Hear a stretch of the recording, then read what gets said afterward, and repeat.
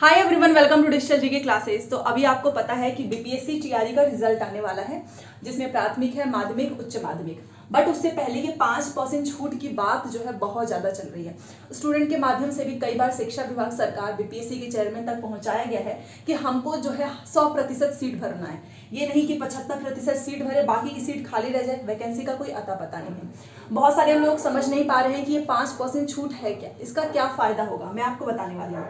अगर आप जनरल से बिलोंग करते हो या फिर आप बीसी कैटेगरी से हैं, ईबीसी, एससी, एसटी, फीमेल, मान लो कि एग्जांपल के तौर पे हम बीसी का ले लेते हैं। यहाँ पर आपको पासिंग नंबर चाहिए 44 कि 44 नंबर अगर आपके आते हैं तो आप रेस में बने रहेंगे। 44 नंबर से एक नंबर भी कम हुआ 43, आप सीधे बाहर, भले से सीट खाली रह जाए। तो यहीं पर 5% छूट का फायदा हो जाएगा। 5% छूट का मतलब जब आप इसको परसेंटेज में निकालेंगे तो 44 के बदले आपको 38 नंबर चाहिए पासिंग नंबर। और अगर कैंडिडेट्स नहीं मिलते हैं 44 वाले, फिर 38 वालों को भी मौका मिल जाएगा। इससे क्या होगा कि 75% नहीं 100% सीट जो है भरेगा। साथ में आप जानते हैं कि ये चुनाव का समय चल रहा है और इसीलिए अभ्यर्थियों की मांग है। और आप में से बहुत सारे लोग ये कमेंट कर रहे थे कि 5% छूट होना चाहिए। वो इसलिए क्योंकि चुनाव खत्म, आपको ही पता है भर्तियां भी खत्म।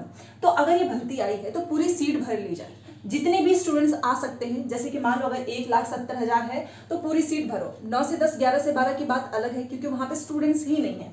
बट 1 to 5 में ये बहुत ही एक वैलिड रीजन भी बनता है कि आप पूरी सीट भरिए। ये नहीं कि आपने 10-20 हजार जो है सीट बचा ली क्योंकि आपको स्टूडेंट्स नहीं मिल रहे हैं। ठीक है, डिटेल में बताएंगे। और साथ में अगर आपके इतने नंबर है इस बीच में होंगे तो आप ये मान के चलो कि अगर ये लोग 100% सीट भरेंगे और 5% छूट की जो मांग चल रही है वो एक्सेप्ट हो जाता है तो आपको फायदा होने वाला है। ठीक है, चाहे आप मेल हो फीमेल हो। सारी चीजें मैं आपको बताने से पहले एक चीज बोलना चाहूंगी कि बीपीएससी टीआरई का रिजल्ट बहुत जल्द आने वाला है। इसके जस्ट बाद बीपीएससी टीआरई 2.0।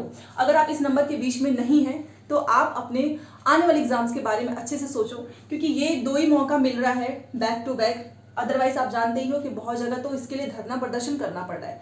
आपके सामने बहुत अच्छी अपॉर्चुनिटी आई है, आप इसको ग्रैब करो। साथ में आप इसके लिए पढ़ाई अच्छे से करें क्योंकि दिसंबर में पेपर हो जाएगा। अब बात कर लेते हैं कि ये 5% छूट है क्या। देखिए, आपको पता है कि आपका बीपीएससी का जो मेरिट बनेगा वो जीएस से बनेगा। लैंग्वेज तो जस्ट एक क्वालिफाइंग नेचर का एग्जाम था। अब 120 नंबर में से ऊपर से, वैसे भी देखो मेरिट में सिलेक्शन में सीट भरने का तो एक ही प्रोसेस होता है ना कि ऊपर से वो लेते हैं कि अगर कैटेगरी वाइज जनरल हो, चाहे बीसी हो, ईबीसी हो, तो अगर उसके बाद से भी सीट खाली रह जाएगी तो यहाँ पर कुछ लोगों को मौका और मिल जाएगा। सिंपल सी बात है, 5% छूट के द्वारा। और ये बात जो है अभी से नहीं, काफी समय से चल रही है, जब से रिजल्ट आने के बारे में आप सभी को पता चला है। और जितना जल्दी हो सके बहुत जल्दी इसके बारे में इंफॉर्मेशन भी मिल सकती है। और अगर मिल जाता है तो ये बहुत अच्छी बात है। सबसे पहले एक चीज बताना चाहूंगी, अगर 5% का छूट मिलेगा तो मैंने इसको नंबर में कन्वर्ट किया है तो आपको 6 नंबर का फायदा होने वाला है। 6 नंबर का मतलब वो सुनिए। मान लो आप जनरल कैटेगरी से बिलोंग करते हैं और आपको पता है कि जनरल कैटेगरी के लिए एक मिनिमम जो नंबर है कि आपको इतना आना ही चाहिए, 48 नंबर है। अब इसमें 5% का छूट और मिल गया। 120 × 5/100 आप करेंगे तो आपका मतलब 6 नंबर। मतलब कि पहले आपको 48 नंबर लाकर आप पास हो रहे थे, अब आपको 42 नंबर चाहिए। ये है आपका 5% छूट। तो ये अगर 5% छूट होता है तो 42 नंबर वाले भी इस रेस में बने रहेंगे, जनरल कैटेगरी। ठीक है, चाहे आप बिहार के हो, चाहे आप बिहार के बाहर के हो, इसी में आएंगे। अब दूसरा बीसी कैटेगरी, आप जानते हो इसमें आपको पासिंग नंबर चाहिए 44। मान लो आपके 44, बहुत सारे लोगों के नंबर ही नहीं है, तो अगर 5% छूट का 5% छूट मिलता है तो इसी तरह आप कैलकुलेट करोगे तो 38 नंबर। इट मीन्स कि 38 नंबर वाला भी स्टूडेंट इस रेस में बना रहेगा। ठीक है, तो ये हो गया बीसी का। उसके बाद अगर हम ईबीसी का लेते हैं तो आपको पता है अभी तक 41 है, बट अगर इसमें 5% छूट अप्लाई होगा तो आपको 35 नंबर, मतलब कि 35 वाला भी इस रेस में बना रहेगा। तो इसका मतलब यही है कि अगर सीट खाली रहती है कैटेगरी वाइज भी तो भी ये कम नंबर वालों को भी शामिल कर लेंगे, जिससे कि पूरी सीट भर जाए। क्योंकि हर स्टूडेंट्स की मांग यही है कि आप 75, क्योंकि आप जानते हो ना बीपीएससी के चेयरमैन ने बोला है बच्चे नहीं मिलेंगे तो हम 75% सीट भरेंगे। तो 75% नहीं 100% सीट भरिए ताकि सभी को मौका मिल जाए। ओके, अब यहाँ पर ईबीसी का हो गया। अब बात कर लेते हैं एससी, एसटी, फीमेल और पीडब्ल्यूडी। ये तो इन सभी को सेम नंबर लेकर आना है। जैसे कि 39 नंबर आप लेकर आ रहे होंगे तो आप पास माने जाएंगे।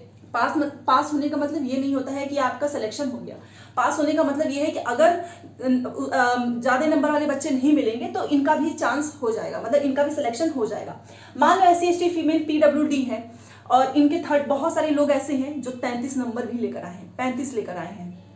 और अगर 5% की छूट मिलती है तो 33 वाला बंदा, 33 वाला जो भी जो लड़का है, लड़की है, मेल फीमेल सभी जो है वो पास माने जाएंगे। ठीक है, तो ये है 5% छूट। 5% छूट का मतलब कि जितना भी नंबर है ना पासिंग का, उसमें से आप 6 माइनस कर दो। ठीक है, मान लो 48 में से आपने 6 माइनस किया होगा तो 42 वाला भी पास माना जाएगा। तो ये जो है सारी चीजें चल रही हैं।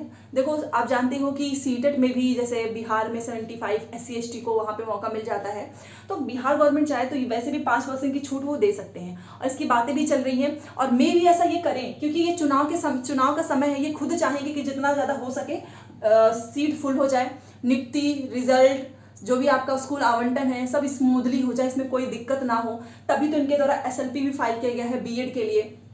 और एक चीज़ और है, जितने भी BEd कैंडिडेट्स इस वीडियो को देख रहे हैं, चाहे DLED हो, आप सभी को 9 जो है अक्टूबर आने वाले समय में, ज़्यादा दिन बचा ही नहीं है, 2 से 3 दिन है, उस दिन जो SLP आने वाला है, स्पेशली पार्टीशन का जो फैसला आएगा वो जो है आप सभी के सामने होगा 9 अक्टूबर को। ठीक है, हमारे चैनल से बता दिया जाएगा।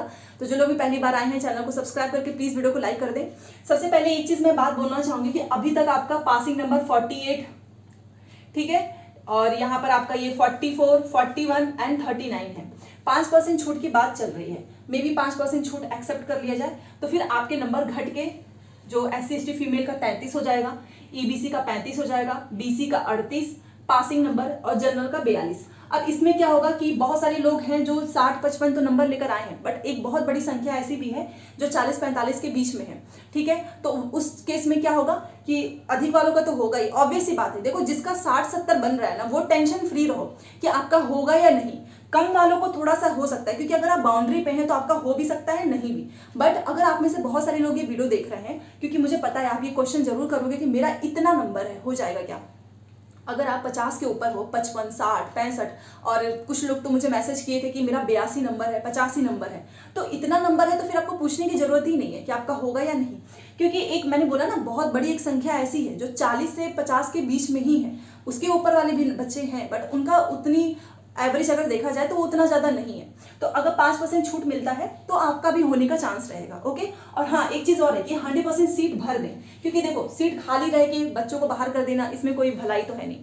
जब सभी एग्जाम दिए हैं, और कई बार ऐसा होता है कि हम पढ़ाई तो बहुत अच्छे से करते हैं, बट कुछ ना कुछ गलतियों की वजह से, प्रेशर की वजह से क्वेश्चंस गलत हो जाते हैं, जिसकी वजह से हमारा नंबर इतना आ जाता है। तो अगर सभी को मौका मिलेगा तो अच्छी बात है। देखो जितना जल्दी हो सके 5% छूट के बारे में आपको इन्फॉर्मेशन मिलेगी तो मैं अपने चैनल से बता दूंगी। लोग भी BPSC TRE 2.0 के बारे में सोच रहे हैं, क्योंकि इसका रिजल्ट आएगा, जिसका होना होगा हो जाएगा, बट BPSC TRE 2.0 के बारे में सीरियस हो जाइए।